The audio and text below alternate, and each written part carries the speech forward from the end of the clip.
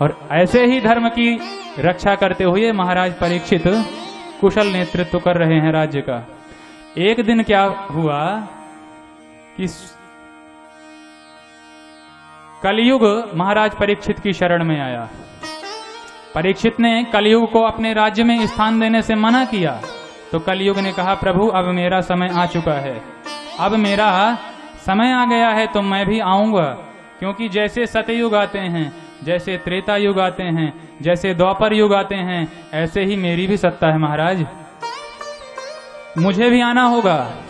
परीक्षित ने कहा पर हमारे राज्य में तो आप आ नहीं सकते। कलयुग ने कहा तो सारी पृथ्वी में आपका राज्य है, कहां जाऊं। तब परीक्षित ने दया करके कलयुग के एक गुण को जान लिया, और वह गुण यह था कि कलयुग में लाखों बुराई हैं, पर कलयुग केवल हरि गुण गाहा, गावहि नर पावहि भवता थाहा। कलयुग केवल नाम आधारा, सुमिर सुमिर नर उतरहि पारा। कलि कर एक पुनीत प्रतापा, मानस पुण्य हो ही नहीं पापा। कलयुग में लाखों अवगुण हैं, लेकिन एक बहुत बड़ा जोरदार सद्गुण भी है कि आपके मन के किए गए पाप भगवान की डायरी में गणित नहीं होंगे, भगवान की डायरी में उसकी गणना नहीं की जाएगी। और आपने अगर एक भी पुण्य मन से भी कर दिया तो वही फल मिलेगा जो आपको उस पुण्य को क्रिया रूप से करने में मिलेगा। कैसे? आप वृंदावन जाकर के बिहारी जी के दर्शन करना चाहते हैं, पर आप में जाने की सामर्थ्य नहीं है, तो अपने घर में ही बैठ करके भगवान का ध्यान करते हुए भगवान की स्वरूप का चिंतन करो, तो आपको वहां जाकर के दर्शन करने का ही फल मिलेगा। मानस पुण्य हो ही, मन से किए गए पुण्य तो होंगे नहीं पापा, लेकिन मन से किए गए पाप भगवान की डायरी में गणित नहीं किए जाएंगे। और जब इतना विशिष्ट सद्गुण देख लिया महाराज परीक्षित ने, तो महाराज परीक्षित ने कहा तो जाओ कलयुग, हम तुमको अपने राज्य में रहने के लिए 4 स्थान प्रदान करते हैं। द्योतम पानम स्त्रियः सूनात्, यत्रा धर्मश्चतुर्विधः।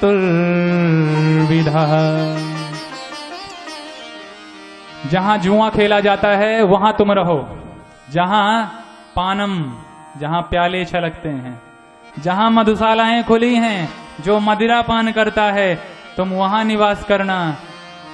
जहां व्यभिचारी पुरुषों का निवास हो तुम उस घर में रहना, और जहां हत्याएं होती हों, हिंसाएं होती हों, तुम वहां रहना।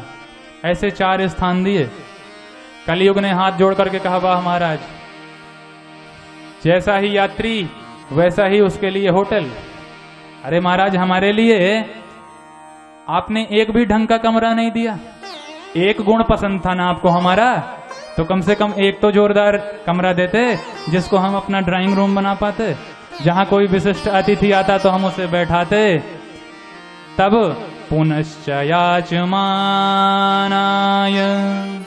जात रूपमदात् प्रभु। पुनः याचना करने पर परीक्षित ने सोने में, स्वर्ण में कलयुग को निवास दे दिया। जो सोना अनीति पूर्वक कमाया गया है, जो सोना किसी को दिल दुखा करके कमाया गया है, जिस सोने को कमाने में किसी की संपत्ति का अपहरण किया गया है, उस सोने में कलयुग का निवास होगा।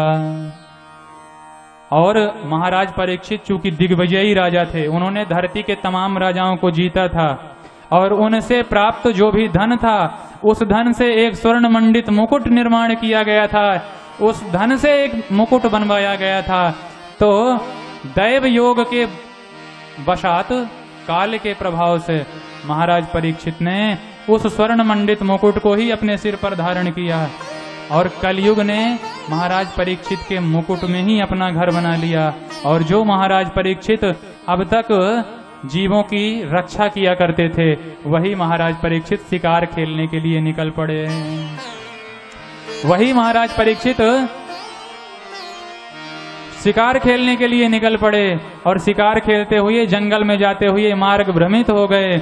मार्ग भ्रमित हो गए तो भूख प्यास से व्यथित हुए समीक मुनि के आश्रम में पहुंचे, जहां बाबा जी समाधिस्थ बैठे हुए हैं, समाधिस्थ बैठे हैं।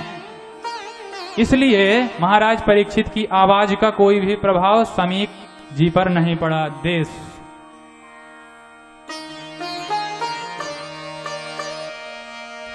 महाराज परीक्षित ने आवाज लगाई, पर बाबा जी ने श्रवण न किया।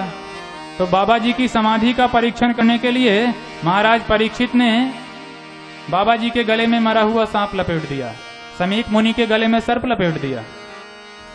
बाबा जी भी असली थे और बाबा जी की समाधि भी बिल्कुल सच्ची थी, इसलिए बाबा जी को तो कुछ असर न हुआ। लेकिन समीक ऋषि के कुछ शिष्य गण खेल रहे थे। उन शिष्य गणों ने यह दृश्य देख लिया और आकर के समीक मुनि के पुत्र को महाराज परीक्षित के इस कृत्य से अवगत कराया। जैसे ही समीक ऋषि के पुत्र ने यह बात श्रवण किया कि मेरे पिता का अनादर महाराज परीक्षित ने एक सर्प के द्वारा किया है, तो श्रृंगी ऋषि, समीक ऋषि के पुत्र श्रृंगी ऋषि तुरंत कौशिकी नदी में प्रवेश करते हैं। कौशिकी नदी का जल अपने हाथ में लेते हैं। कौशिक क्याप उपस्पृश्य वाग वज्रम विससर्जः। उस ब्राह्मण कुमार ने वाणी का वज्र छोड़ दिया। क्षत्रिय की ताकत बाणों में होती है और ब्राह्मण की ताकत वाणी में होती है। उस ब्राह्मण कुमार ने वाग वज्रम विससर्जः, वाणी का वज्र चला दिया महाराज। श्रृंगी ऋषि क्रोध में भर करके कहते हैं, इति लंघित मर्यादम तक्षकः सप्तमे हनि दंक्षति स्म कुलांगारम नोदितो मे तदद्रुहन् नोदितो मे तदद्रुहम्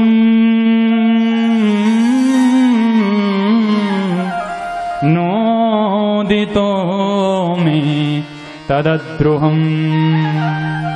अये अमर्यादित राजपुरुष, अये कुलांगार, अये कुलकलंकी महाराज परीक्षित, अरे तुमने पद के मद में भर करके मेरे ऋषि तुल्य पिता का अपमान किया है। तुम्हारे पूर्वजों ने हमेशा हम ब्राह्मणों की चरण धूलि को अपने मस्तक पर लगाया है और तुमने आज पद के मद में हमारे पिताजी का अनादर कर दिया। जाओ, तुमने हमारे पिताजी का अनादर सर्प से किया है, इसलिए आज से सप्तम दिवस तुमको सर्प के दंश से ही मृत्यु होगी। और ऐसा कह करके महाराज श्रृंगी ऋषि अपने पिताजी के पास में आते हैं और मुक्त कंठो रुरोधः। पिताजी की जब वह हालत देखी तो मुक्त कंठ रो पड़े। पुत्र का रुदन सुन करके समीक ऋषि की समाधि टूट गई। और जब कारण पूछा रोने का, अपने गले में मरा हुआ सर्प देखा तो सर्प को निकाल करके किनारे किया। क्योंकि ऋषि कुमार श्रृंगी रो रहे थे इसलिए वह तो स्थिति न बतला पाए, पर शिष्यों ने समीक ऋषि को यह बात बतलाई। शिष्यों ने जब यह बात बतलाई कि महाराज श्रृंगी जी ने परीक्षित जी को श्राप दे दिया है, तो समीक जी घबरा गए, क्योंकि परीक्षित ने जानबूझ करके यह अपराध नहीं किया था, कलयुग के प्रभाव से किया था। खूब डांटा अपने पुत्र को कि बेटा अब ऐसा धर्मात्मा राजा भारतवर्ष को प्राप्त नहीं होगा। अब तो जितने भी राजा प्राप्त होंगे भारतवर्ष को सब धर्मनिरपेक्ष होंगे। धर्मनिरपेक्षता की क्या परिभाषा होगी? धर्म सापेक्ष मतलब धर्म से जिसको अपेक्षा है, और धर्मनिरपेक्ष मतलब जिसे धर्म से कोई भी अपेक्षा न रह जाए, वो धर्मनिरपेक्ष। तो बेटा तुमने ऐसे धर्मात्मा राजा को श्राप दे करके बहुत गलत काम किया है, क्योंकि जब तक महाराज परीक्षित का शासन धरती पर है तभी तक हम साधुजन स्वतंत्र होकर के निर्द्वंद भगवान का भजन करते हैं। और जब महाराज परीक्षित का धर्म राज्य इस पृथ्वी से जाएगा तब बिरला ही कोई धर्मात्मा राजा भारत को प्राप्त होगा जो भगवान की मंदिरों के प्रति ललक रखता हो, जो धर्म के प्रति निष्ठा रखता हो, जो धर्म को आश्रय प्रदान करने वाला हो। ऐसा कोई बिरला राजा बहुत दिनों के बाद देश को प्राप्त हुआ करता है पुत्र, इसलिए तुमने बिल्कुल निंदनीय कर्म किया है, बिल्कुल भी अच्छा काम नहीं किया। और तुरंत अपने गौरमुख नाम के शिष्य को भेज करके महाराज परीक्षित को लगे श्राप के बारे में अवगत करा दिया। पर इधर महाराज परीक्षित ने जैसे ही अपने महल में आकर के वह मुकुट उतारा तो महाराज परीक्षित अपनी करनी से पश्चाताप कर बैठे कि मैंने कितना पाप कर्म आज कर दिया इस शरीर से। जिन ब्राह्मणों की हम हमेशा सेवा किया करते हैं उनको हमने आज अनादृत किया, उनका अनादर किया। ये तो बहुत ही निंदनीय कर्म मुझसे बन गया, मेरे इस पाप का कोई भी प्रायश्चित नहीं हो सकता। महाराज परीक्षित ऐसा विचार कर रहे हैं। अहो मया नीच मनार्यवत्कृतम्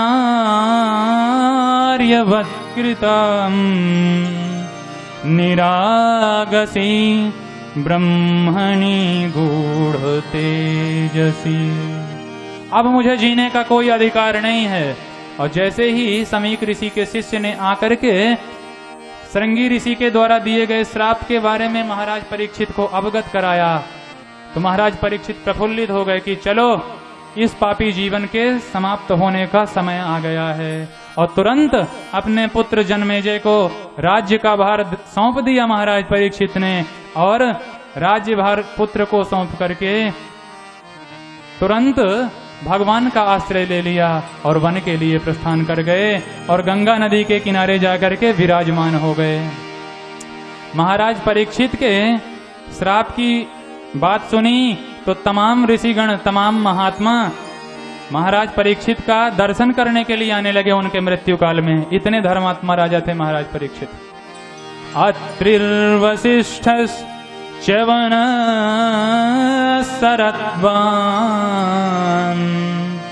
अरिष्टनेमि भृगुरंगिराश्च पराशरो गाधिसुतोऽथ राम उतत्र इंद्र प्रमदेद्मवाहौ। महाराज परीक्षित का दर्शन करने के लिए अत्रि आए, वशिष्ठ आए, शरद्वान आए, भृगु ऋषि जी आए। सारे ही ऋषिगण दूर दूरांचल से महाराज परीक्षित के मृत्यु काल में उपस्थित हुए। और जब इतने महान तपस्वियों को देखा तो तम मोपयातम प्रतियन्तु विप्रा गंगा च देवी धृत चित्तमीशे। इतने विप्रों को अपने पास आया जान करके महाराज परीक्षित ने सबका अभिनंदन किया, सबका वंदन किया और सबसे एक ही बात पूछी कि मरण धर्मा प्राणी के क्या कर्तव्य हैं। जिसकी मृत्यु अत्यंत निकट आ गई हो उसकी मुक्ति का क्या उपाय है। महाराज परीक्षित ने अपने लिए प्रश्न नहीं किया, जिसकी शब्द माने म्रियमाणस्य किम कर्तव्यम। म्रियमाण प्राणी को, मरण धर्मा प्राणी को क्या करना चाहिए, मरण धर्मा प्राणी का क्या कर्तव्य है। तो मरण धर्मा केवल अकेले परीक्षित ही नहीं है, हम सभी मरण धर्मा हैं। तो परीक्षित ने सबके मंगल के लिए उन ऋषियों से प्रश्न करना प्रारंभ किया, लेकिन 7 ही दिन में मर जाने का श्राप लगा था। तो कोई भी ऋषि इस बात का, देश ही चलने दे, कोई भी ऋषि इस बात का निर्णय न कर सका कि भाई मरने वाले प्राणी को इतनी शीघ्रता से कैसे मुक्ति दे दी जाए। परीक्षित महाराज सबसे प्रश्न कर ही रहे थे कि उसी समय, उसी सभा में अपनी मस्ती में झूमते हुए, अपनी घुंघराली घुंघराली अलकावलियां बिखराते हुए, मंद मंद मुस्कुराते हुए, भागवत के ग्रंथ को अपनी बगल में दबाए हुए, भागवत के श्लोकों का सुंदर वाचन करते हुए, अपनी चितवनी से सबका चित्त चुराते हुए 16 वर्षीय श्री सुखदेव जी महाराज का उस सभा में आगमन होता है। तत्राभवत् भगवान व्यासपुत्रो तत्राभवत् भगवान् व्यासपुत्रो तत्राभवत् भगवान् व्यासपुत्रो तत्राभवत् भगवान् व्यासपुत्रो यदृक्षया गामटमानो नपेक्ष यदृक्षया गामटमानो नपेक्ष अलक्षलिंगो निजलाभ तुष्टो अलक्षलिंगो निजलाभ तुष्टो व्रतश्च बालैरवधूत वेशः व्रतश्च बालैरवधूत वेशः तत्राभवत् भगवान् व्यासपुत्रो तत्राभवत् भगवान् व्यासपुत्रो तत्राभवत् भगवान् व्यासपुत्रो यदृक्षया गामटमानो नपेक्षम् यदृक्षया गामटमानो नपेक्षम्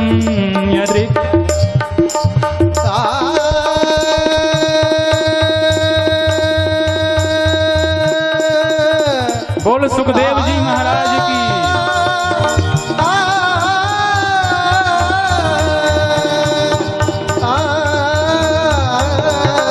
यदृक्षया गामटमानो नपेक्षम् यदृक्षया गामटमानो नपेक्षम् अलक्षलिंगो निजलाभ तुष्टो अलक्षलिंगो निजलाभ तुष्टो व्रतश्च बालैरवधूत वेशः व्रतश्च बालैरवधूत वेशः तत्राभवत् भगवान् व्यासपुत्रो तत्राभवत् भगवान् व्यासपुत्रो तत्राभवत् भगवान्।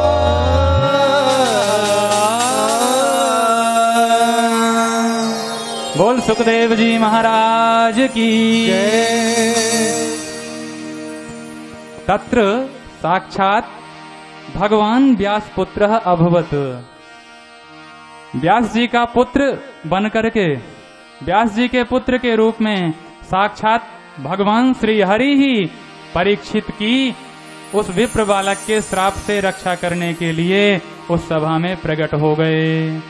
बोल भक्त वत्सल भगवान की। तत्रा भवत भगवान व्यासपुत्रो यदृक्षया गामट मानो नपेक्षः किसी से कुछ भी अपेक्षा नहीं है। ऐसे श्री सुखदेव जी महाराज प्रकट हो गए। अलक्षलिंगो स्त्री पुरुष भेदादि ज्ञानो सर्वथा अलक्ष्य। जिन्हें इतना भी ज्ञान नहीं है कि कौन स्त्री है कौन पुरुष है, सब में अपने परम प्यारे मुरली मनोहर का ब्रह्म का साक्षात करने वाले परम ब्रह्म ज्ञानी श्री सुखदेव जी महाराज उस सभा में आए। श्री सुखदेव जी महाराज की अवस्था कैसी है? बोले है निज लाभ तुष्टो निजाभ्याम श्री राधा कृष्णाभ्याम तयो एव दर्शन लाभः तेषाम संतुष्टः निज लाभ तुष्टः। जिनका अपना एकमात्र आनंद केवल और केवल भगवान की ही चर्चा श्रवण करना है, केवल और केवल जिन्हें भगवान से ही मतलब है और किसी से अन्य किसी से कुछ भी अपेक्षा नहीं है, ऐसे निज लाभ संतुष्ट श्री व्यास सोनु परिव्राजकाचार्य सुखदेव जी महाराज का उस सभा में आगमन होता है। तम द्वष्टवर्षम सुकुमार पाद करोरुवायम सकपोलगात्रम्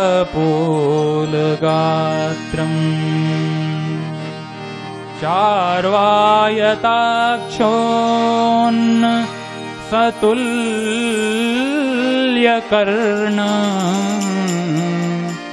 शुभ्रवाननम् कम्बुसुजातकण्ठम् भगवान श्री सुखदेव जी का जो श्री विग्रह है, शरीर है, वह 2 अष्टिवर्षम गात्रम, 2 गुणित 8 माने 16 वर्षीय है। यहां सीधे 16 क्यों नहीं कहा? तो उसका एक प्रयोजन यह है कि 16 वर्षीय माने 16 वर्ष के बालक में कुछ देहजन्य विकार आने प्रारंभ हो जाते हैं, पर 8 वर्ष के बालक में किसी भी प्रकार का कोई भी विकार नहीं होता। इसलिए 8 वर्ष बालक से समता कर दी सुखदेव महामुनि की। और यहाँ पे इस श्लोक में लिखा है तम 2 वर्षम सुकुमार गात्रम, 2 वर्षम, इसलिए 8 वर्ष के जैसे ही हैं सुखदेव महामुनि, जिनके हृदय में काम क्रोधादि विकारों का कोई भी द्वंद्व नहीं चलता है। ऐसे सर्वथा निर्द्वंद महापुरुष हैं श्री सुखदेव जी महाराज। उनकी जो ग्रीवा है, उनकी जो गले की आकृति है, वो भगवान के पांचजन्य शंख की तरह है। चारवायताक्षोन्न सुतल्य कर्ण, कान बड़े बड़े हैं, जिससे भगवान की कथाएं सुखदेव जी सुनते रहते हैं। और शुभ्रवाननम, उनका आनन शुभ्र है, गौरांग है। उनके चेहरे से इतना तेज निकल रहा है जैसे करोड़ों सूर्य एक साथ ही प्रकट होकर के प्रकाशित हो रहे हों। कंबु सुजात कंठम, उनकी जो कंठावली है, उनकी जो गले की आकृति है, वह शंख की तरह है। ऐसे सुंदर श्री सुखदेव जी महाराज परीक्षित की रक्षा करने के लिए उस सभा में पधारे। बोल सुखदेव जी महाराज की जय। सविष्णुरातो तिथय आगताय तस्मै सपर्याम शिरसा जहार। ततो निवृत्ता यबुधा स्त्रियोर्भका महासने सोपविवेश पूजितः। जैसे ही विष्णुरात नाम है परीक्षित जी का, विष्णुना रातम दत्तम सह विष्णुरातः। बोलो जय श्री कृष्ण। भगवान विष्णु ने मां के गर्भ में जिन परीक्षित की रक्षा की थी, उनका एक नाम विष्णुरात है। और भगवान ने ही सुखदेव जी को भी गर्भ में जाकर के यह आश्वासन दिया था कि तुम्हें मेरी माया कभी स्पर्श नहीं करेगी। इसलिए सुखदेव जी का एक नाम है ब्रह्मरात। तो ब्रह्मरात हैं सुखदेव जी महाराज, भागवत के मुख्य वक्ता, जिनको नारायण की कृपा प्राप्त है। और विष्णुरात हैं भागवत के मुख्य श्रोता, जिनको मां के गर्भ से ही नारायण की कृपा प्राप्त है। ऐसे दोनों ही दिव्य महापुरुषों की अद्भुत मिलन हो रही है। महाराज परीक्षित श्री सुखदेव जी महाराज का वंदन करते हैं। आइए हम भी गुरु स्वरूप श्री सुखदेव जी महाराज का वंदन श्री महाराज परीक्षित के शब्दों में ही करें, और उसके बाद गुरु और चेला को मिलने दें। अब इनके बीच में क्या बातें हुई हैं, वो कल के कथा सत्र में हम सब श्रवण करेंगे। और कल के कथा क्रम में भगवान के दिव्याति दिव्य चरित्रों के माध्यम से कपिल अवतार, सृष्टि प्रक्रम, सती शिव चरित्र, ध्रुव चरित्र इत्यादि प्रसंगों के माध्यम से हम कल की कथा का आनंद लेने के लिए ठीक समय 3 बजे पर, वैसे हमने इतनी छूट दे रखी है, फिर भी आप लोग 4 बजा ही देते हैं। तो जब आप लोग 4 बजा देते हैं, तो फिर हम आप के घड़ी में 8 बजा देते हैं। आप हमारी बताई हुई घड़ी में आएंगे तो हम आपको घड़ी पर ही छोड़ देंगे, और अगर आप घड़ी पर नहीं आएंगे तो फिर तो हनुमान जी हमारे जितनी कथा सुनेंगे, हम तो भाव में भरकर फिर उन्हीं को यथामति कथा श्रवण कराएंगे। जब आप हमारी चिंता करोगे तब हम आपकी चिंता कर पाएंगे। हम तो 3:30 ही बजे आ गए थे महाराज, पर आप तो 4:30 बजे तक आके बैठ पाए। तो कोशिश करें कि समय पर आएं, ताकि समय से ही अपने अपने घरों को प्रस्थान कर सकें। तो आइए विष्णुरात महाराज परीक्षित, ब्रह्मरात महाराज सुखदेव जी का पूजन कर रहे हैं, वंदन कर रहे हैं, तो महाराज परीक्षित के साथ ही शुकदेव जी महाराज जो भागवत के मुख्य वक्ता हैं उनके स्वरूप का ध्यान करें और गुरु स्वरूप श्री सुखदेव जी महाराज का हम सब भी यहीं बैठे बैठे मानसिक ध्यान करते हुए और तत्पश्चात वाणी को विराम देंगे और उसके बाद आरती और प्रसाद वितरण। और एक बात और, कथा के बीच में अगर उठें, वैसे उठ कोई नहीं रहा है, इस बात की संतुष्टि है, लेकिन उठें तो एक ही एक करके उठें, सबको न समेटें। ये बात हम बार बार इसलिए कह रहे हैं क्योंकि आप में आपस में सब में बहुत प्रेम है। बोलो जय श्री कृष्ण। तो जो किंचित कारणों से, क्योंकि ये ग्रामीण इलाका है तो यहाँ घर गृहस्थी के बहुत सारे काम अतिरिक्त हो जाते हैं, जैसे गायों की सेवा करना, अन्य कई सारे कार्य, खेती किसानी के कार्य भी। तो किसी को अगर उठना भी है तो एक ही एक करके जाए, और सब कोई चला जाएगा तो कथा किसको सुनाएंगे। ऐसे हमें ये बात करनी नहीं चाहिए क्योंकि आप बहुत ही प्यारे श्रोता हैं। भगवान करे आपकी ललक ऐसी ही रही आए, ऐसे ही सब कोई एकत्रित होकर के कथा सुने, इतनी ही संख्या में भगवान की कथा श्रवण करें, इससे हमको भी आनंद आएगा और भगवान भी प्रसन्न होंगे। और भगवान प्रसन्न होंगे तो सारी सृष्टि को वह आनंद का वितरण करेंगे। तो हमारे माध्यम से कोशिश यही रहेगी कि अधिकाधिक श्रीमद् भागवत की चर्चा हम आपको श्रवण करा सकें। इसलिए हम घड़ी देख करके कथा नहीं कहते, क्योंकि 3 घंटे मात्र